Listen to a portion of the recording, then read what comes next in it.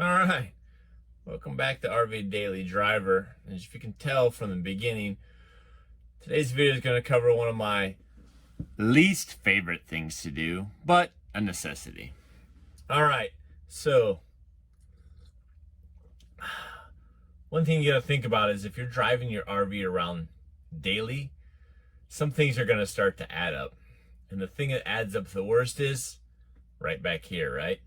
It's in this little compartment. Stuff starts to add up there, and there's a limited capacity of what you can put in there. So let's go back to that small room and talk about it. All right, welcome to the toilet area of the Class B RV. Not a huge space, but not a small space either. It has these two doors on the side that open up all the way. Kind of opens it up, gives you a little bit more space. Has the toilet, porcelain toilet, which is really good. Sink, shower head is also here.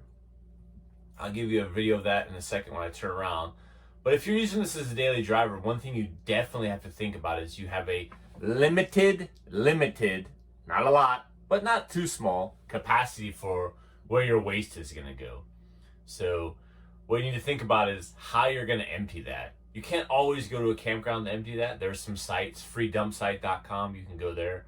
That'll definitely tell you if there's anything close to you. So there is some that are close, but with COVID, it's really been an issue that a lot of the places here in Michigan, the dump sites are actually closed. So it is possible to empty your waste from your RV at your house. I'm going to show you that process, and it's not as bad as you think. I'll keep all the gory stuff where you can't see it, so don't worry about that. But let me just show you how to do it. So let's flip around. I'll give you a good tour of the space, and we'll talk about how we're going to empty that, and we'll show you the gauges where it actually registers that. So, all right, let's take a tour of this ginormous bathroom. All right, let's start here. The first thing is the toilet. Porcelain toilet, which is definitely good. The flush is over here on this side. Not too tricky to get to. If you look down there, you can see that just barely. You can see the button. You push it down. That'll actually flush the toilet for you. You'll be able to figure that out yourself. Has a spray nozzle here. You can spray down anything that's remaining. Over here on the right side, it does have the sink. What I've done is, you can do however you want, but some kind of cloth, actually used a hair tie there, tied the soap into here, because if you don't have a way to secure the soap when you're driving down the road over here, it's just going to slip out. Also, it does have a nice towel rack. As you can see, there's a knot in this towel rack. Again, it's going to fall off if you're driving down the road. Just think about how you put that there. Shower here, hot and cold, really self-explanatory, just like your house. Up at the top, we do have a push-up vent, push up or down to let it out. I always leave it up. And then right in here, it's kind of like your grill. You just push that button, hear it there. It's actually an exhaust fan, so it's really good. So that's definitely something to think about. This RV does have the drain in the floor, has the heater vent here. Really self-explanatory. So, all right, let's talk about this actual drain in the floor. Not related to the toilet, but definitely something of note. All right, just remember that the drain down the floor, although not associated with the black tank, which is really good, but when the tank is full, the gray tank, actually the excess water will build up here in the floor where the shower pan is. And also, thus, the black tank has the same philosophy. So if your black tank is full and you're not paying attention, it has to go somewhere, right? So when you crack the valve on your toilet, you'll be able to tell it's full. So let's ensure that never happens, because it's going to be gross and you don't want to deal with it. So, all right, let me show you where it actually shows how much is in your black tank. And after that, we'll go outside and we'll show you what the Class B has to actually empty out the black tank for you. All right, let's look at where it registers at. All right, so back here to the familiar control panel, you can see right here, this is going to be your gauge level. Click on that. So one thing good about this RV that it does not have the floats in the tank. So because of that, these are supposed to be more accurate. So you can see 2/3 are fresh. My gray is currently empty and my black is full. So this is the one we're really going to be concerned with. The one you don't want to have go over is actually the black tank. That's where all your bad stuff is. All right, so let's go outside and let's walk through the process to actually empty that. All right. So here we're on the driver's side. It actually has two compartments. The second compartment has just this little toggle here. There's actually a lock back here in the back. You can actually lock it. So let's flip it up and see what we got inside. All right, so if you see what we got inside, this is a good place to store your outdoor water thing. This is really handy. We went to the beach the other day, and this thing was super helpful. You just spray down your kids' feet before they get in, so really useful. Let's just set that off to the side. All right, second thing is, this is the hose you actually have. This hose is about 10 foot long, and what's really interesting that the Class B does have is it's not your normal just regular drain out. This actually has a macerator. So basically it's, I don't know, think about it as like a blender for the stuff that's in the black tank. So that's probably enough detail for you guys. So what it does is just kind of spins around, and once I start it up, you'll be able to hear how it actually comes out. So what you need to do is we pull this out here, all of it. All right, so let's take a look inside. All right, so inside there's actually two pulls. So you're gonna pull this one out. That's gonna be your gray tank. So you can hear what's in the gray tank. That now runs into the black tank. So you reach in here, you pull the black tank. All right, so now what we are is we're ready to actually remove the waste. And what we're gonna do with that. We can use our favorite bucket from our favorite store. Home Depot. Perfect bucket, perfect size. All right, let's take a look at what we're gonna do. All right, this isn't rocket scientist right here. You're gonna take this hose, turn this red valve right here. That's gonna open it up. Over here, there's an actual thing. It says drain pump. You're gonna push it and listen to it. All right, as you can hear, that's that macerator going on. So what I'll do is just keep pushing this button until it empties out about half of this bucket. Remember, you're gonna take this in your house, so you don't wanna have a full bucket.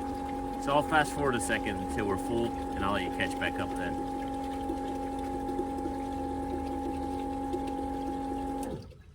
All right, it's pretty quick, right? Not too terrible. After that's full, go ahead and flip this red lever again. Boop. That's gonna close it off. Kind of set it up, not on the rest of your stuff. All right, let's carry this into the bathroom and I'll meet you there. All right, so here we are in the bathroom. Simple process, right? Pick the bucket up, dump it down the toilet. Actually, the toilet will take all the water, so once you dump it down, then just hit the flush button. Also, you might want to turn your fan, because it's probably gonna stink.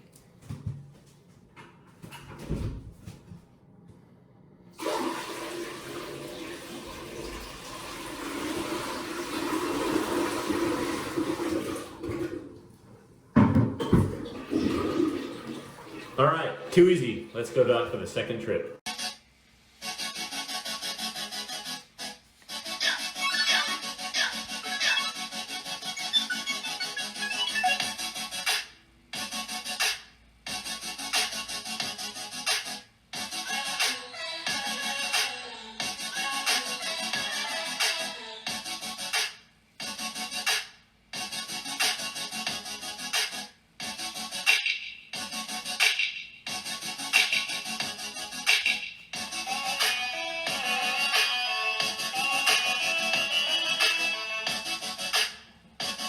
So that wasn't too bad. Now that we got that done, let's pack this up. But before we do that, what you got to ensure you do is close both those levers you pulled out. So the black lever you need to close, and also the gray lever. Just push them back in and they'll be set for next time.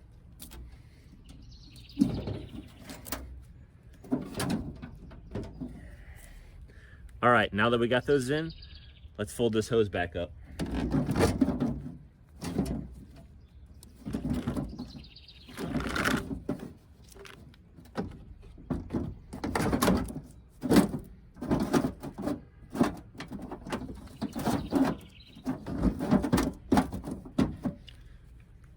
Throw the water thing back inside.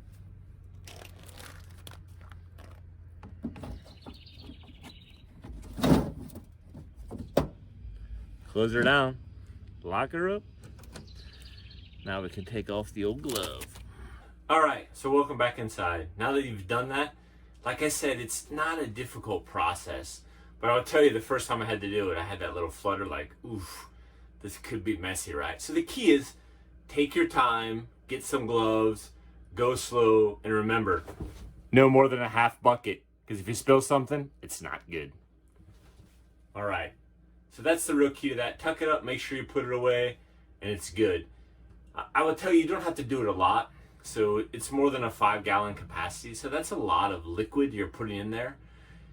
I'll tell you one key with this RV that I found that actually really worked well is during the winter, I did use this toilet. A lot of people don't know that most RVs are not 4-season RVs. So what you have is you have a worry that in the winter, actually that you can't use the toilet because it's going to freeze and then it's going to break your tank, because you definitely can't leave water in the pipes.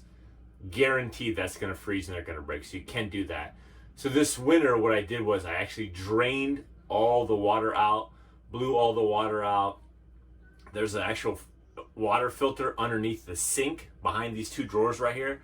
Make sure you take that out and change that. Your water pump, which is located right when you come in, you got to take that off. It has a little screen in there, empty out that also.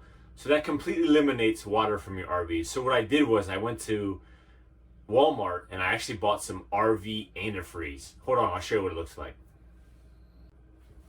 All right, well, I thought I had one, but I didn't. So look right up here. This is what it looks like. It's just the pink stuff you buy at Walmart or any big box store. It's not expensive. Just buy one, throw it down here. Instead of using the toilet, keep your water pump off, which doesn't matter because there's no water in it.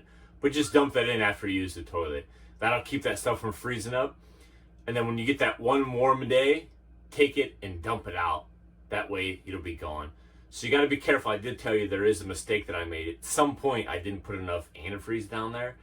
And when I was driving the RV in the winter, I could hear it, actual frozen part, knock back and forth when I moved. So right then I went ahead and dumped an extra gallon down to ensure that that's done. That's just a little tip that you can use your RV daily driver style in the winter. It will work. You can use the toilet. So if someone needs to use the toilet in the winter, it is possible using that method. I have 1 year proven that it did work. So that's something to think about. So all right, now that we have that done, this bug's gonna eat my ear, it seems like. So take a couple of these, combine with the store, they're going in for your septic. So what I usually do is I usually take 3 of these when I'm done, throw them down the tank. They're supposed to help, supposed not to has as much smell. They're good for the tank, not gonna hurt it. I've had no issues with these. I haven't had a problem with a macerator. Grind these up and put them away.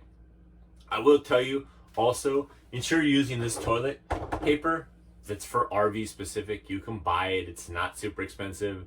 Pros and cons. People say that you don't need it. People say you do need it.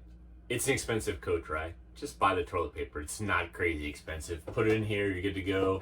Put you a couple rolls down there underneath the microwave, and you have it when you need it. So I would just cover one thing. There is what they call a cassette toilet. I don't have a lot of experience with that, but I know you have to take it out and dump it. So one of the key reasons that we bought this is the toilet's just pretty easy to use. It's not a problem. It works well. You can really get it out easy and drain it out. It's not a super mess. You don't have to carry it around. There's one downfall though to this Class B RV, and that's really the thing I learned the first time when I took it out. Usually when you go to an RV park, you can see people hook up their drains. It's automatic. It can just drain out all the time. Because this RV, I believe, because of limited space, it does have that macerator. Therefore, it is possible, like I alluded to in the beginning, you can fill it up more than its capacity and doesn't have anywhere to go because it's not constantly draining. So the toilet has never been an issue. That hasn't been a problem at all. We've had some difficulty with the actual gray tank filling up, but I'm telling you, the toilet is fine. You can use it daily. I haven't had an issue with it. It really works well. I mean, that's one thing that if you're looking to buy an RV for convenience, you're looking for a daily driver, you have young kids, you like to drink a lot of coffee, use the bathroom a lot, having the toilet is key. And I think it's really important. That's something you need to look at when you look at the RV is what type of toilet it has. Is it convenient to empty? Is it not convenient to empty?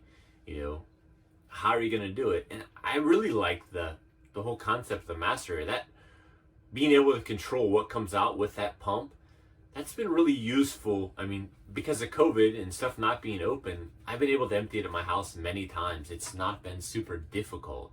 So I would really say that that is a benefit, and there is that con, like I talk about, that, you know, it could fill up. But I think if you're looking for an RV, you know, the real balance of the B is you can take it everywhere. It's convenient. You can take it into parking lots, but it's not 100% amazing for camping. It's good for those day trips, you know, maybe 1 or 2 nights, but it's not good for weeks on end if you have more than 2 people. It's just not big enough. You know what I'm saying? That's one thing I would caution you on, that, you know, if you're using this RV as a daily driver and a extended camper for more than, you know, you set yourself and your significant other, that's something you definitely have to caution yourself on. So I wouldn't really look at this RV for that. But as far as daily driver, it's definitely good. So, all right, if you like this content, hit the subscribe. Tell me what you've had experiences with actually emptying these, any accidents, anything gone bad. I definitely like to hear those too. You know, hit the like button. That lets me know that you do like this comment. And again, hey, be careful out there. If you have a question, let me know in the comments. I try to answer all the ones that do come in. So, all right, let's throw these in. And I'm going to actually talk one more piece at the end of this video. So if you stuck around this long, I definitely like to tell you that on Friday of this week, I'm going back to General RV. So I'm starting now to make a list of the actual things that I want them to look at. And I think what's going to help me is I'm going to take and actually print those out. And I'm going to stick those on the bathroom door on the outside, just to let them know right up front that, hey, these are the things I'm looking at. And hopefully that'll provide them kind of a checklist for them to go down and say, all right, check, we got this, check, we got that. But I think it's important that before you go to take your coach in for that service, that you're actually home making a list. And probably what I'll do one day this week is I'm probably going to take some time, sit in the RV, start at the back, move my way to the front, and then really look about, okay, that works, that doesn't work, okay, write that down. Because you don't get a lot of chances, because most RVs don't have a long warranty. So you have to really think about the amount of time you're going to get there. And I will say one thing, General RV has a policy to try to get you back on the road the same day. But due to COVID, they're a little bit behind. So unfortunately, Friday, I'm going to drop this RV off, and I'm not sure when I'm going to get it back. I think it's going to be a week or so process for sure. So that poses a logistics thing, but I mean, we're fine. We have another car, so that's not going to be a problem. But I think key is you're not going to get a lot of shots at the warranty piece. So you really need to think it through. And what I'll do is I'm going to do another video before I actually go, and I'll show you everything that I came out on that list. So, all right, I'm going to close it out this time for real. So take care. Remember, like, subscribe, and throw something in the comments. See you on the road. All right, so we got that. Oof.